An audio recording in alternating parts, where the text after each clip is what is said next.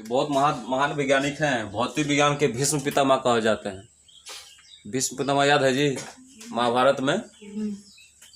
Newton का पूरा नाम क्या है? Sir Isaac Newton. क्या नाम है जी? Sir Isaac Newton. Sir Isaac Newton. ठीक है, ये कहाँ के वैज्ञानिक थे? इंग्लैंड के वैज्ञानिक थे, ब्रिटिश वैज्ञानिक थे। ठीक है, इन्होंने किस बल की खोज की? याद करना, किस बल की खोज की? गुरुत्वाकर्षण बल की खोज की। गुरुत्वाकर्षण बल किसे कहते हैं? जिस बल से कोई वस्तु पृथ्वी द्वारा क्या की जाती है? खींच ली जाती है, या जिस बल से कोई वस्तु पृथ्वी की ओर गिरती है उस बल को क्या बोलते हैं? गुरुत्वाकर्षण बल बोलते हैं ना जी। ये सही बात है। जब भी हम पृथ्वी तल से खड़े होकर किसी वस्तु को क्या करते हैं? ऊपर से नीचे फेंकते हैं, मतलब ऊपर फेंकेंगे वस्तु क्या आ जाएगी? नीचे आ जाएगी। किस कारण? ऐसा होना चाहिए कि वस्तु फेंके तो कहाँ चल जाए? ऊपर चल जाए, नीचे मत आवे। लेकिन ऐसा संभव है? पृथ्वी पर कहीं भी खड़े होकर, किसी भी देश में खड़े होकर अगर किसी वस्तु को ऊपर फेंकोगे तो वह स्वतः ही क्या आएगी? नीचे आएगी। कारण क्या है? पृथ्वी किस बल से उसको अपनी ओर खींचती है? गुरुत्वाकर्षण बल। पृथ्वी में एक बल होता है जिसके कारण वो प्रत्येक वस्तु को क्या करती है? अपनी ओर खींचती है। उसको क्या कहते हैं? गुरुत्वाकर्षण बल बोलते हैं। गुरुत्वाकर्षण बल की खोज किसने की थी? इंग्लैंड के महान वैज्ञानिक सर आइजक न्यूटन ने की थी। इस नियम पर, इसके लिए उन्होंने एक नियम प्रतिपादित किया जिसे गुरुत्वाकर्षण का नियम कहते हैं। इसको आगे हम लोग क्या पढ़ेंगे तो ज्ञात करेंगे। ठीक है, इसको बढ़िया ध्यान दीजिए, लिखिए। गुरुत्वाकर्षण बल किसे कहते हैं आपको बता दिया गया है। जिस बल से पृथ्वी क्या करती है? किसी वस्तु को अपने गुरुत्व केंद्र की ओर क्या करती है? खींचती है। उसे क्या कहते हैं? गुरुत्वाकर्षण बल कहते हैं। इस बल की खोज सन 1687 ईस्वी में सर आइजक न्यूटन ने की थी। ठीक है ना। इसके लिए उन्होंने एक नियम दिया जिसे गुरुत्वाकर्षण का नियम कहा जाता है। इस नियम के अनुसार दो शब्दों में उन्होंने क्या किया? परिभाषित किया। ठीक है, हम जानते हैं कि दुनिया में हर एक वस्तु जो ऊपर की ओर फेंकते हैं वो क्या आती है? सदैव नीचे आती है, स्वतः आती है ना। तो पहले जब यह घटना घटती थी लोगों में, तो लोगों ने सोचा कि आखिर क्या कारण है कि वस्तु जो ऊपर जाती है वो क्यों नीचे आती है। ये सबसे पहले सुझाव किसने दिया? सर आइजक न्यूटन ने। उससे पहले किसी ने सोचा नहीं कि क्यों वस्तु ऊपर फेंकने पर स्वतः नीचे आती है। इसके लिए घटना आपको याद होगा या आप याद करते भी होंगे कि सर आइजक न्यूटन जो महान वैज्ञानिक थे, जब वो बचपन में छोटे थे तो उनके शहर में प्लेग की बीमारी क्या हो गई? फिर फैल गई थी। प्लेग की बीमारी मतलब जो चूहे से फैलने वाली बीमारी होती है, चूहे से जो फैलने वाली बीमारी होती है उसे क्या कहते हैं? प्लेग कहते हैं। ये बीमारी है, उसे क्या कहते हैं? प्लेग कहते हैं। प्लेग एक तरह की क्या है? महामारी है। ये एक से दूसरे में क्या होती है? लगातार फैलती है। महामारी किसे कहते हैं? जैसे कोरोना महामारी था ना जी, एक से दूसरे व्यक्ति में फैलता था। उसी तरह उस समय उनके क्षेत्र में प्लेग नामक बीमारी क्या हो गई? फैल गई, जिसके कारण उनके सारे स्कूल, उनके क्षेत्र के जो सारे स्कूल कॉलेज थे वो सब क्या कर दिए गए? बंद कर दिए गए। कर्फ्यू लगा दिया गया। समझे ना, जिसको हम लोग क्या कहते हैं? लॉकडाउन कहते हैं। अब चूंकि इनको बचपन से क्या थी? अनुसंधान करने की आदत थी। इनका ज़्यादा समय किसमें बीता था? अपने स्कूल के लैब में बीतता था। लैब मतलब प्रयोगशाला में। वो अधिकांश उसी में अपना क्या करते थे? समय देते थे और उन्हें अच्छा लगता था। चूँकि शुरू से इनकी प्रवृत्ति किस प्रकार की थी? वैज्ञानिक रूप की थी, साइंटिस्ट रूप की। इसलिए इनकी रुचि किस में थी? अधिकतर किसी न किसी नई चीज़ को क्या करना था? खोजना था। इसलिए अधिक समय इनका, जब भी कोई घंटी आता था ना पढ़ते समय कि हमको लैब में चलना है, जैसे हम लोग आज का पढ़ाते हैं तो 12 में बच्चों को लैब में ले जाते हैं, प्रयोगशाला में, लेबोरेटरी में ले जाते हैं प्रयोग कराने के लिए। उस तरह ये बहुत उत्सुक होते थे और जैसे लैब में जाते थे उसमें एक्सपेरिमेंट करना शुरू कर देते थे। तो इनका ज़्यादा समय किस में बीता था? लैब में बीता था, एक्सपेरिमेंटल प्रयोगशाला में बीता था। लेकिन जब इनका क्षेत्र प्लेग की बीमारी से ग्रसित हो गया, महामारी फैल गई, तो पूरे स्कूल कॉलेज बंद कर दिए गए। क्योंकि महामारी के कारण, यह महामारी एक व्यक्ति से दूसरे व्यक्ति में फैलने वाली थी, इसलिए डर के हमारे लॉकडाउन लगा दिया गया और वहाँ पर सारे संपर्क क्या कर दिए गए? बंद कर दिए गए। कारणवश सर आइजक न्यूटन क्या हो गए? घर पर ही रहने लगे। अब जिसका समय विद्यालय में ज़्यादा बीत रहा है, प्रयोगशाला में ज़्यादा बीत रहा है, अगर वो घर पर रहेगा तो क्या उसका मन लगेगा जी? वे मायूस होने लगे। जैसे मान लिया आप भी हैं, अगर आपको दिन भर खेलना ना दिया जाए, केवल घर में बैठा कर रखा जाए, या दिन भर पढ़ाते रहें, तो आप दोनों क्रिया से क्या हो जाएंगे? मायूस हो जाएंगे। सब चीज़ संभव है ना, सब चीज़ करना चाहिए, खेलना भी चाहिए, अच्छा काम भी करना चाहिए घर का काम भी करना चाहिए, पढ़ना भी चाहिए, सारे काम कीजिए, तब मन खुश रहेगा बच्चे का। और बच्चों का यदि मन एक ही एकाग्र भाव में रहेगा तो उनका मन दुखी रहेगा। तो उनका सर आइजैक न्यूटन का सबसे ज़्यादा मन किस में लगता था? एक्सपेरिमेंट वाले काम में लगता था। और स्कूल कॉलेज क्या कर दिए गए? बंद कर दिए गए। कारणवश वो उदास होकर, कुछ लोग कहते हैं कि वो उदास होकर खिड़की, अपने घर के खिड़की पर क्या हुए थे? बैठे हुए थे। कुछ लोग कहते हैं कि उदास होकर एक बागीचा में जाकर बैठ गए, सेब के पेड़ के नीचे। और कुछ लोग कहते हैं खिड़की से ही सेब के पेड़ को क्या कर रहे थे? देख रहे थे। चलिए हम लोग मान लेते हैं कि बागीचे में जाकर मायूस होकर क्या हो गए? बैठ गए कि अब कोई काम नहीं रहा है, स्कूल कॉलेज सब बंद कर दिए गए, मैं कैसे एक्सपेरिमेंट करूँगा। इसी बात को सोचते हुए वो सेब के पेड़ के नीचे क्या हुए थे? बैठे हुए थे। उन्होंने एकाएक देखा कि सेब का फल क्या हुआ? एकाएक उनके पास टूटकर क्या हुआ? गिरा। और जब गिरा तो उन्होंने सेब के फल की ओर क्या किया? देखा। और देखने के बाद उसे हाथ में जैसे ही लिया तो उनके दिमाग में एक बुद्धि आई, एक सोच आई, एक नया विचार आया कि आखिर क्या कारण है कि यह सेब का फल टूटने के बाद नीचे ही सीधे गिरा। अगर इसको गिरना होता तो तिरछा गिर गया होता, या गिरने के बाद उड़ गया होता, या गिरा ना होता, कहीं ना कहीं लटक गया होता। लेकिन क्या कारण है कि यह क्यों नीचे सीधे, बिल्कुल सीधे गिरा है? और केवल यही नहीं, दुनिया की हर वस्तु, केवल सेब का फल ही नहीं, दुनिया की हर वस्तु के क्या कारण है कि सदैव सीधी गिरती है, ऊपर से स्वतः ही गिरती है, किसी को बल लगाने की ज़रूरत नहीं होती है। तो उन्होंने इसी पर एक्सपेरिमेंट किया, आखिर क्या कारण है। तो ये नई सोच उनके दिमाग में आई और इसी पर जब उन्होंने अपना एक्सपेरिमेंट बढ़ाया, जब उनका क्षेत्र सही हो गया, प्लेग की बीमारी से हट गया, स्वस्थ हो गया, तब उन्होंने फिर लैब में जाकर इस पर अनुसंधान किया। अब बाद में उन्होंने एक एक्सपेरिमेंट निकाला जिसके आधार पर उन्होंने किस बल की खोज की? गुरुत्वाकर्षण बल की खोज की। तब उन्होंने बताया कि सेब का फल ही नहीं, दुनिया की हर एक वस्तु पृथ्वी के एक बल के कारण क्या करती है? स्वतः ही गिरती है। उस बल को क्या कहते हैं? गुरुत्वाकर्षण बल कहा जाता है। कोई दिक्कत इसमें है?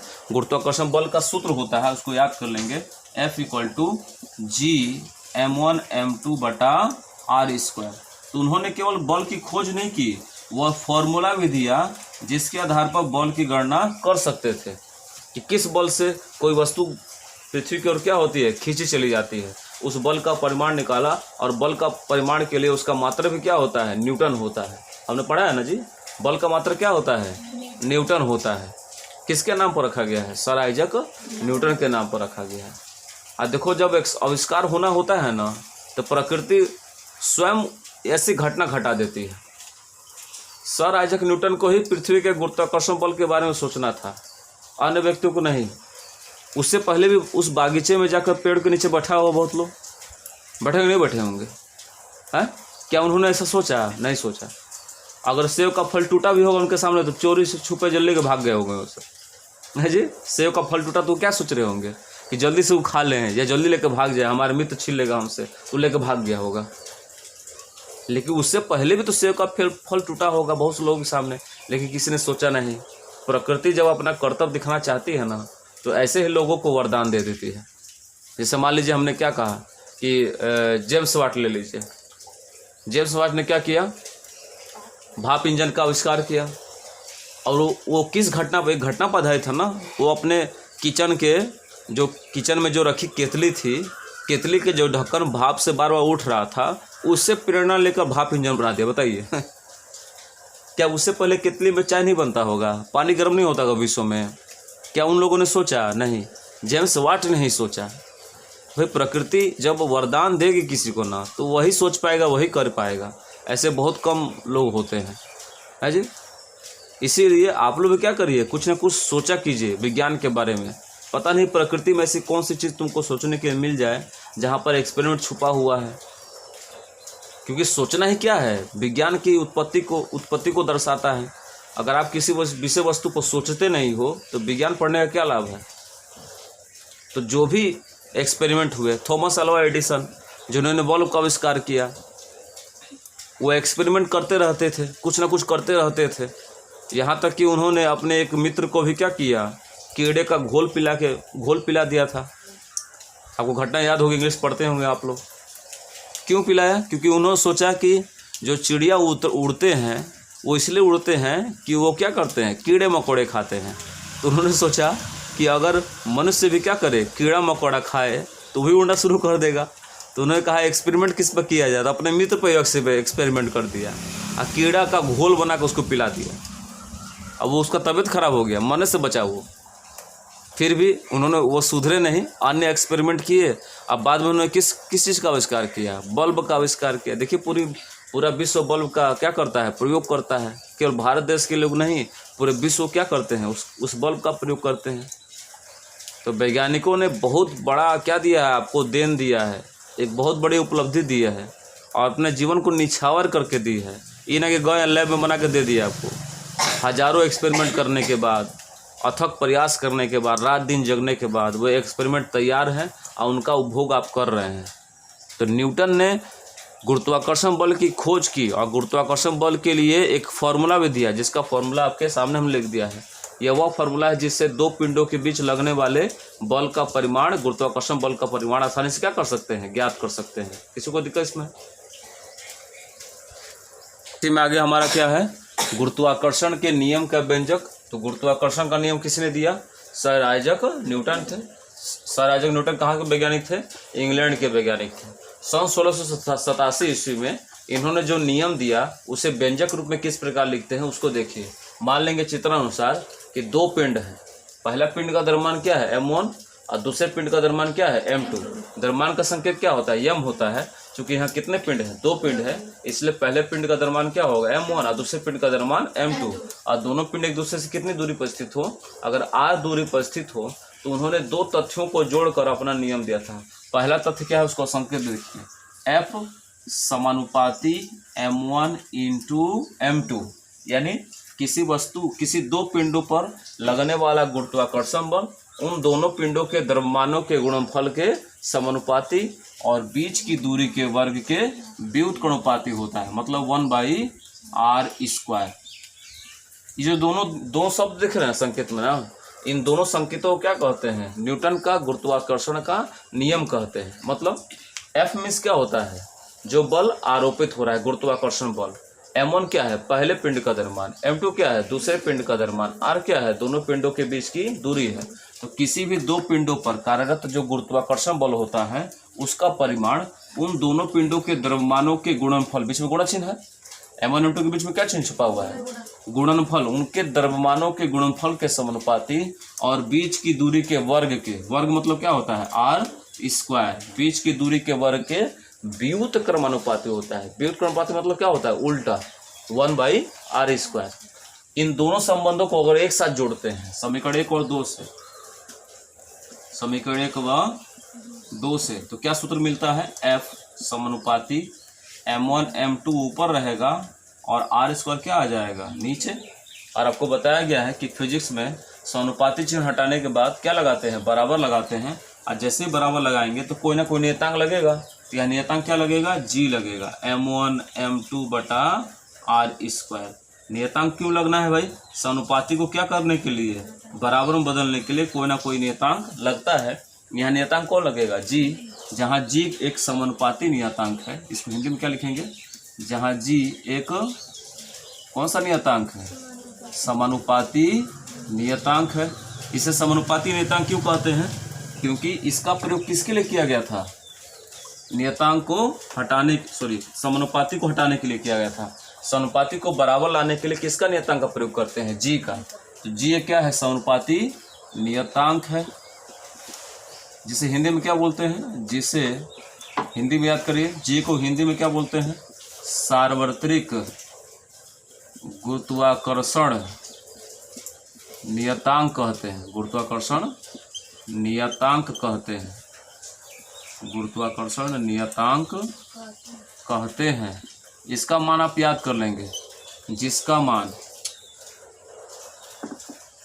इसको बढ़िया से याद करेंगे, थोड़ा स्पीड दे रहा देखिए यहाँ पर, जिसका मान,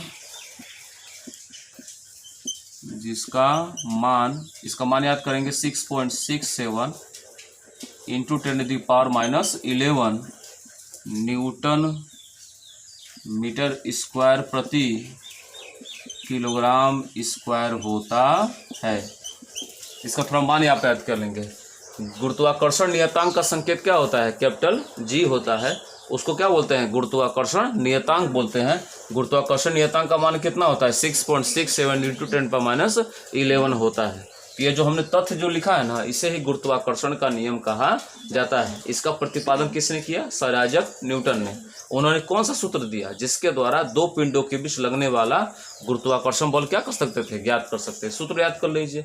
जहाँ जी को क्या बोलते हैं? गुरुत्वाकर्षण नियतांक बोलते हैं। m1 को क्या बोलते हैं? पहले पिंड का द्रव्यमान बोलते हैं। m2 को दूसरे पिंड का द्रव्यमान। r क्या है? दोनों पिंडों के बीच की दूरी। वह कौन सा सूत्र है जिसके द्वारा दो पिंडों के बीच की गुरुत्वाकर्षण बल का मान ज्ञात कर सकते हैं? वो है F = G m1 m2 बटा r²। इसको बढ़िया से आप याद कर लीजिए।